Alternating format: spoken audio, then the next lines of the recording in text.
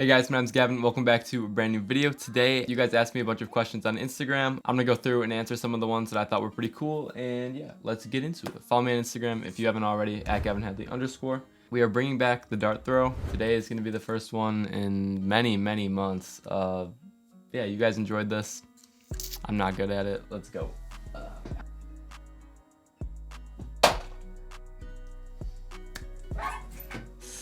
Interesting. I mean, not good, but not terrible. Thank you to everyone that asked me questions on Instagram. The video wouldn't be possible without you guys, obviously, but let's get into it. This first one is, how long have you been making beats for? I started, let's see, winter of freshman year, and I'm a senior right now in high school, so that makes it like 3 years-ish. So I don't know, I feel like it's almost a long time at this point for like a producer. A lot of people have been producing a lot less than that, and they're in pretty good places right now. So I don't know, I can't say I took it like seriously until about a year ago. So the next question asks about finding connections and meeting other producers within the whole social media realm of Instagram. Personally, I do a little bit of a different thing than what a lot of people do. I use my YouTube channel as a way for people to sort of discover me and then stumble across my page. And I've built up like a pretty solid following of just people that support me, which is super helpful, obviously. So what I do is, sounds counterintuitive, but to be honest, I let people come to me, and I feel like that's about how almost everything that I've accomplished so far and have had happened has came from someone reaching out to me. So I let people be drawn into me. It can be a good thing, and it could also be a bad thing.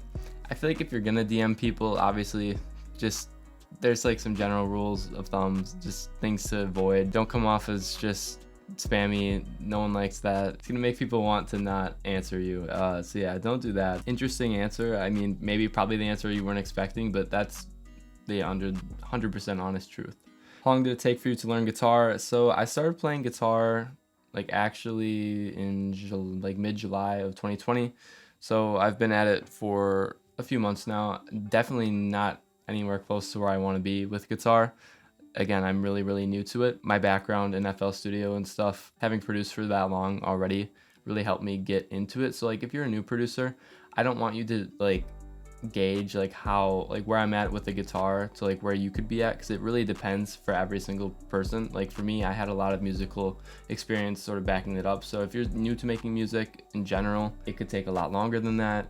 It could happen way sooner than that. It really all depends on a couple of different things along those lines. How old am I? I'm 18. Do you like school? Not very much. I'm not big into school. How do you stay so consistent when it comes to making loops, beats, and videos? Personally, I don't really consider myself much of a consistent person. I'm pretty spontaneous when it comes with making music. I make it when it feels right, sometimes not when it feels right. It kind of just happens whenever. As for videos, I don't think I would really call myself consistent in that area either. I'm working on it. I'm trying to take my channel in a little bit of a different direction, actually a lot of bit of a different direction, moving away from just tutorials, and I just want to make it more of an area for me to do videos like these and just other stuff to help you guys out, as opposed to just me making something, which is cool. It definitely has its place, and I'm gonna be doing that more on Twitch. So consistency, it really, back to the driving question, I don't know, it kind of just something that isn't taught. It's just, how bad do you, this is like super cliche and just like motivational speaker-esque, but it all comes down to like, how bad do you want it? I feel like you can definitely do some things to help build up your levels of consistency, I guess. So I've been running a lot lately, something I do a lot in my free time, and it's just, it doesn't really have anything to do with music, but it's just like a sort of a discipline thing. Like I make sure I run every single day, and that sort of just keeps me locked in with everything that goes on in my life. It also makes it a lot easier to sit and make music for a large amount of time, because I'm pretty tired from running and I just feel relaxed. Favorite song you ever produced? Probably You and Me by Tommy Ice. That's a really good one. I like the guitar and the vocals I have in it, and Ross's drums were cool. Best tips to grow and to get where you want? I feel the best tip I would give people is just to simplify. I don't know, the task of becoming a musician and stuff, or a producer. It's really straight up the middle in terms of like what you have to do. Once you actually like start going down the path, there's a lot of stuff that comes up, and it makes it hard to just stay on the path. Best tips I can give to get where you want: simple things that isn't like mindset related. I would recommend starting weekly loops, making loop kits, Super easy thing you can do with loop kits. If your loops are good and people like them and your music just speaks for itself, release free loop kits. Tell people to like tag 3 friends and put it on their story and they'll get a free copy of the kit.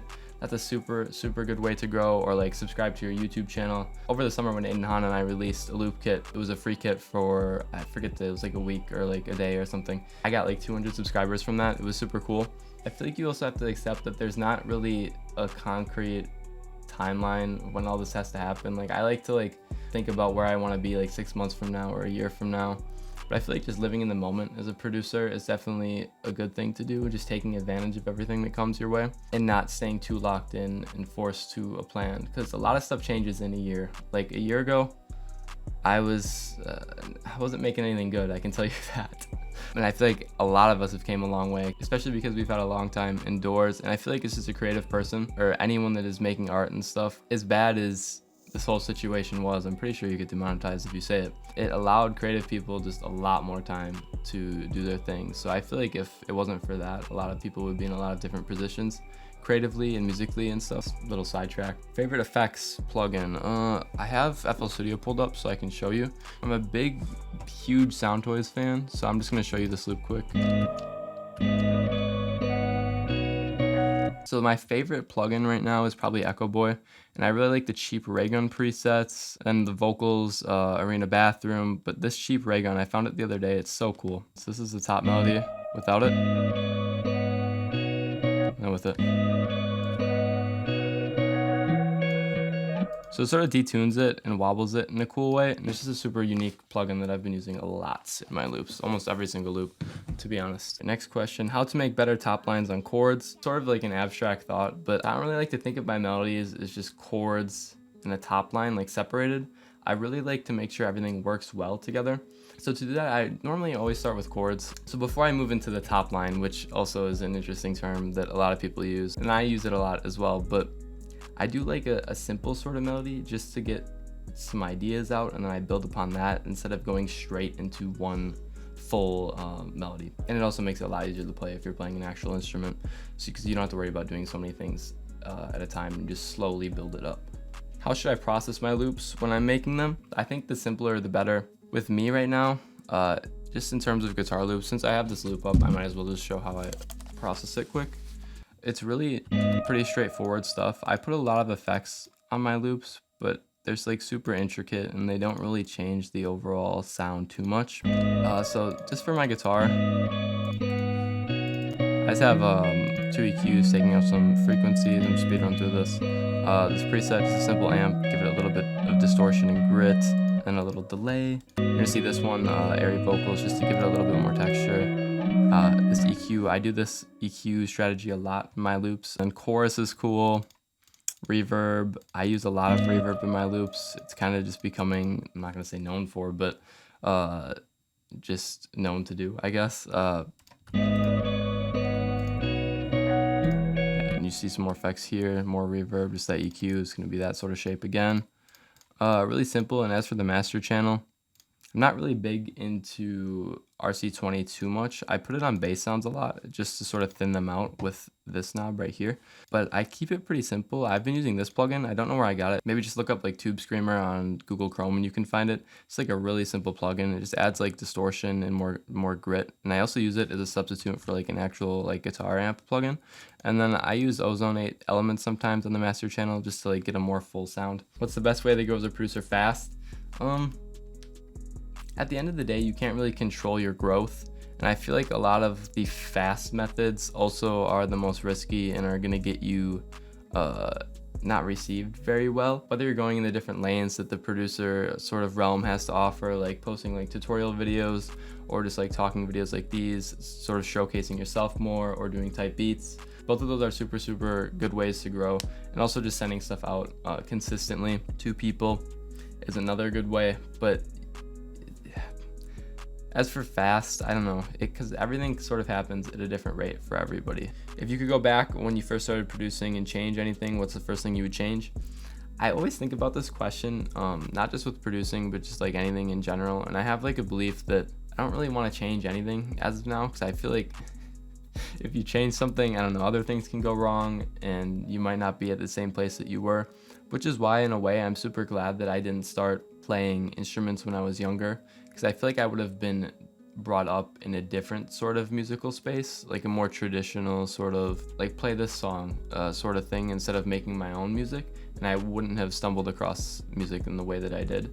And also with the guitar too, I feel like if I started playing guitar when I was newer into making music and didn't have like just the overall ear for like a melody and stuff that I had when I started playing guitar, I wouldn't have developed in the same way.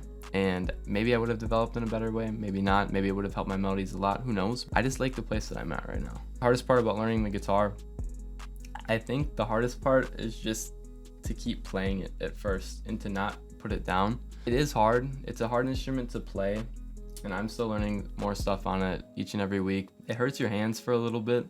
That's something that it's something you forget about the longer you play it, but it does hurt your fingers a little bit at first, and bar chords can be super frustrating, and I'm still learning more about bar chords, understanding how the instrument works, and sort of understanding that it doesn't work in the way that you think it does.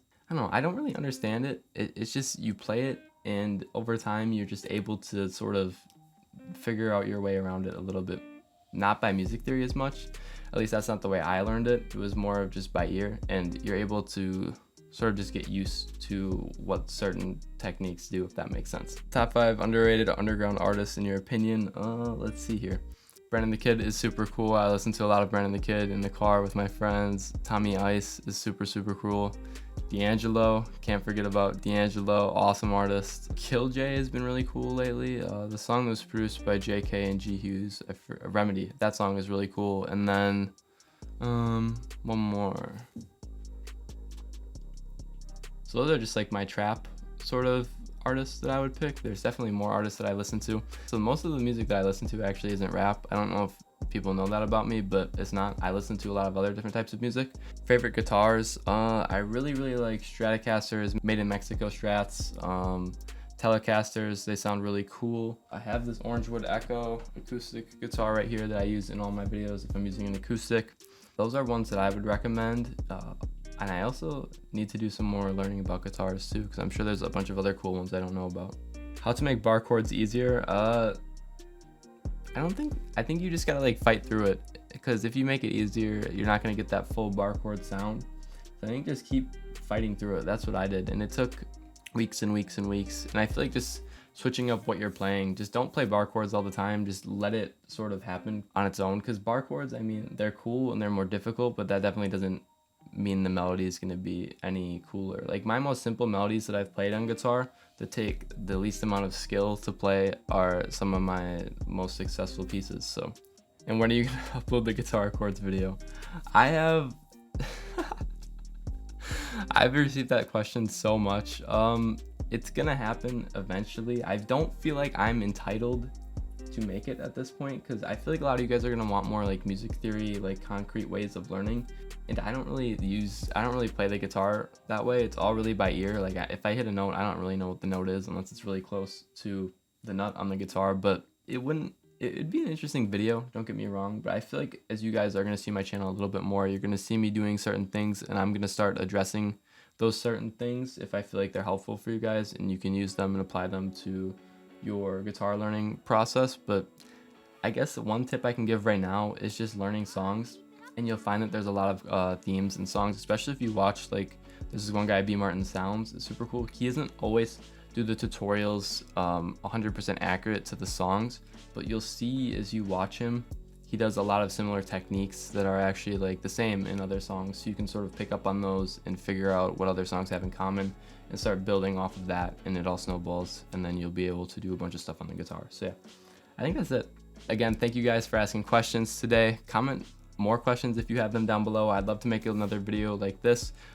You guys heard the questions if you made it to this point in the video, so just maybe ask some different ones so the video can be cool next time. But yeah, comment down below what else you'd like to see from me. Follow my Twitch too, I forgot to mention that. And I'll see you guys in the next video. Thank you for watching. Have an awesome rest of your night, and peace out.